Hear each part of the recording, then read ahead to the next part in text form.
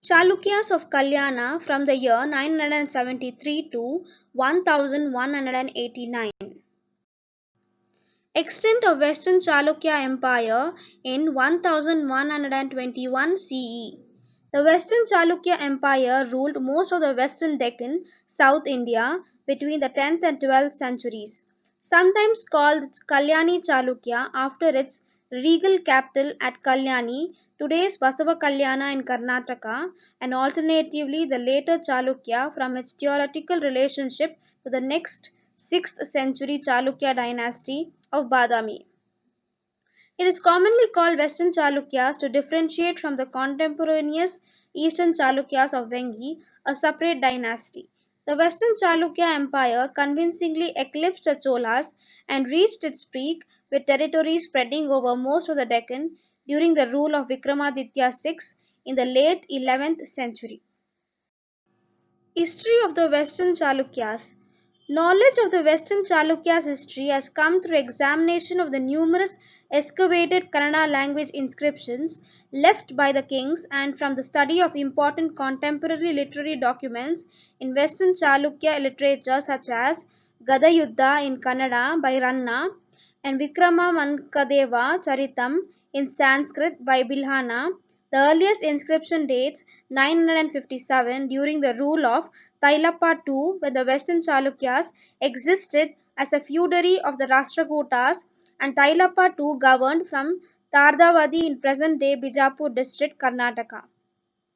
One theory based on contemporary literary and inscriptional evidence, plus the finding that the Western Chalukyas employed titles and names commonly used by the early Chalukyas, suggests that the Western Chalukya king belonged to the same family line as the illustrious Badami Chalukya dynasty of 6th century, while other Western Chalukya inscriptional evidence indicates they belong to the distant line unrelated to the early Chalukyas. The Western Chalukyas and the Chola dynasty fought many bitter wars over control of that strategic resource. The imperial Cholas gained power during the time of the famous king Rajaraja Chola I and the crown prince Rajendra Chola I. The administration of the Western Chalukya Empire. The Western Chalukya kingship had been hereditary, passing to the king's brother if the king lacked a male heir. The administration had been highly decentralized. Feudatory clans such as the Alupas, the Hoysalas, the Kakatiya, the Suna, the Southern Kalachuri, and others followed the authority to rule their autonomous provinces, paying an annual tribute to the Chalukya emperor. The Western Chalukyas minted punch marked gold pagodas with Kannada and Nagari legends in the form of large, thin gold coins with several varying punch marks on the obverse side.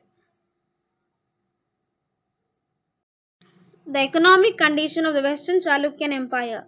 Agriculture had been the empire's main source of income through taxes on land and produce. The majority of the people lived in villages and worked farming the staple crops of rice, pulses, and cotton in the dry areas and sugarcane in areas having sufficient rainfall, with areca and betel being the chief cash crops. The government levied taxes on mining and forest products and raised additional income through tolls for the use of roads. The state also collected fees from customs, professional licenses, and judicial fines.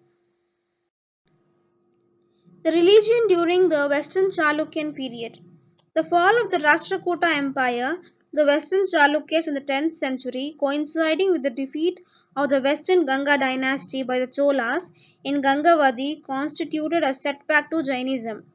The growth of Virasaivism in the Chalukya territory and Vaishnava Hinduism in the Hoysala region paralleled a general decreased interest in Jainism, although the succeeding kingdoms continued to be religiously tolerant. Two locations of Jain worship in the Hoysala territory continued to be patronaged, Shravana Belagola and Kambadahalli. The decline of Buddhism in South India had begun in the 8th century with the spread of Adi Shankara's Advaita philosophy.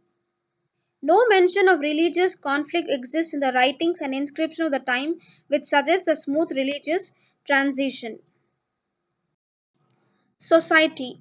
The rise of Viraisavism proved revolutionary and challenged the prevailing Hindu caste system, which retained royal support.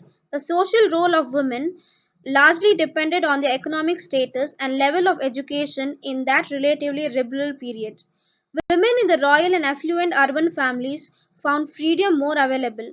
Records describe the participation of women in the fine arts such as Chalukya Queen, Chandala Devi's, and Kalachuri Queen, Sovala Devi's skill in dance and music. The compositions of 30 Vachana women poets included the work of the 12th century Veerasaiva mystic Akka Mahadevi, whose devotion to the Bhakti movement has become famous. Contemporary records indicate some royal women worked in administrative and martial affairs, such as Princess Akkama Devi, who fought and defeated rebellious feudals. Literature. The Western Chalukya era represents a time of substantial literary activity in Kannada and Sanskrit. In a golden age of Kannada literature, Jain scholars wrote about the life of Tirthankaras, and Viraiswa poets expressed their closeness to God through pity poems called Vachanas. Brahmin writers wrote epic early works Ramayana, Mahabharata, Bhagavata, Puranas, and Vedas. Architecture. The reign of Western Chalukya dynasty represents an important period in the development of Deccan architecture. The architecture design during this period served as a conceptual link between the Badami Chalukya architecture of the 8th century and the Hoysala architecture popularized in the 13th century. Art historians call the art of Western Chalukyas the Gadag style after the number of ornate temples they built in the Tungabhadra River, Krishna River, Doab region of present-day Gadag in Karnataka. Apart from temples, the dynasty's architecture has become well known for the ornate stepped wells, which served as ritual bathing place, may stand well preserved in Lakundi. The Hoysalas in the Vijayanagara Empire incorporated those stepped well designs in the coming centuries. Language.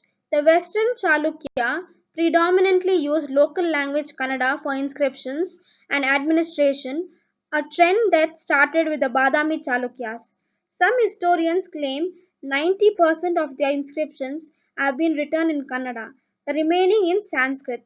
More inscriptions in Kannada attribute to Vikramaditya VI than any other king prior to the 12th century. Thank you.